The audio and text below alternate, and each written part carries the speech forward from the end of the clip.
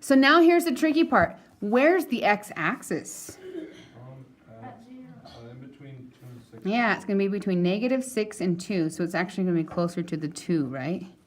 So draw the line, that's the x-axis, and that's about as tricky as this problem got. Everything else, and so then label it, so that would be 1, 2, 3, 4, 5, 6, 7, 8, 9, 10. Okay, so then 1 goes with 50.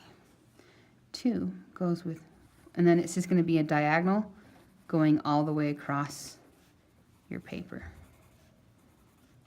Just like that. Feeling pretty good with this? So you're just graphing the points. I moved the x, oh, and then this one I want us to label this. This is still the value of the term. Value of the term. Oh, just kidding. Oh, champion. Way to go. See. Okay, term number. And that's in N. Okay. Okay, feeling pretty good with this? And I wanted to show you this to show where the x-axis is a little bit different. And then this next one is going to be super weird. Can I move past it yet? So you're going to type this in your calculator. Make sure that you use parentheses around the -2. If you don't, you're going to get it wrong.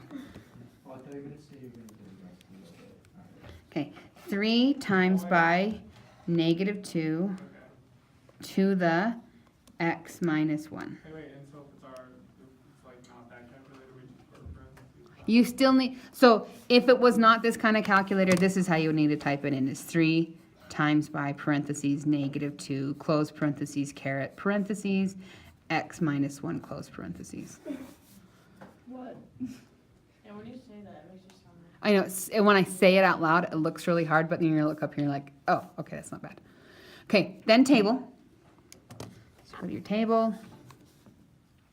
So you get 3, -6, 12, -24, 48, -96, 192, -384. Oh, does it just like multiply like double but negative? Yeah, because it's that -2 right there, right? I get that.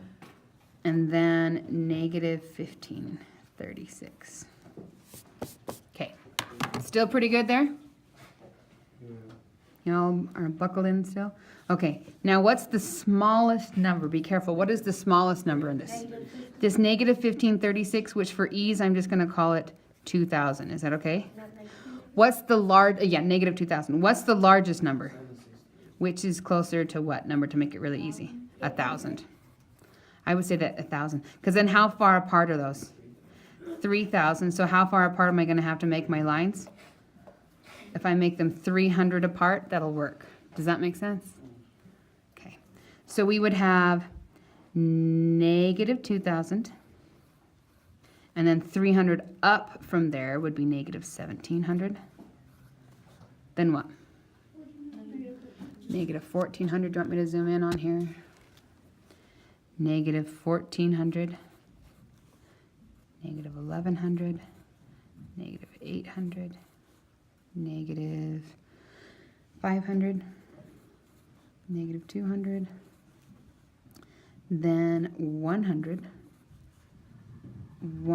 400, and 700, right? Wait, that doesn't work. Well, a little 68 over that, that's not too bad. It might go a little bit off the graph, but it's not too bad.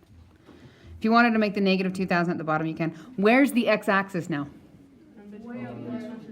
Yeah, between -200 and 200, so it's going to be closer to the 100, right? So I'm going to put the x-axis there. I'm still going to label down here term number.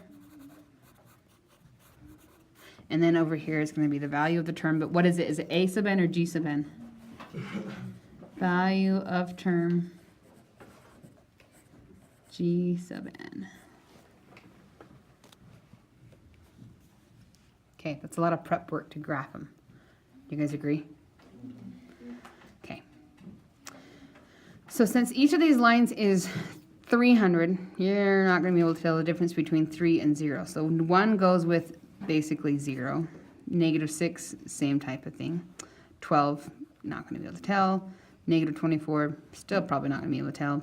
48, maybe, so maybe make it tiny bit above on 5. So 1, 2, 3, 4, 5, a little bit above on 5. And then negative 96 would be like, about right there. That's 6. And then positive 192, that's almost 200 above. And then negative 384, that's almost 400 below this one, so about-ish right there. And then 768 is going to be off of our graph a little bit. And then negative 1536 is about-ish right there. So what do these graphs do, these points do? Up and down and up and down. In fact, let's look at this. I just want you to see. If we were to change our window so it matches this, then you can do window. What's our x minimum? No, x minimum. It'd be 0. Do you guys see that? And the x max, these go up to 10, right? And then our y minimum is the negative 2,000. And our y maximum was 700. No, well, we can say 1,000 because that's what our original plan was, right? Okay, and then the SCLA talks about how often they had. How often did we put those lines? So you can actually put the SCLA in there now. Cool, huh? The SCLA means something. That's how often do the lines go. Then if you push graph, None of them do anything. yeah, you'll notice it doesn't do anything. And yeah, probably nobody's does because they can't really, is there a way to draw a line that's going to go through those things? No, there's not a way to draw a line.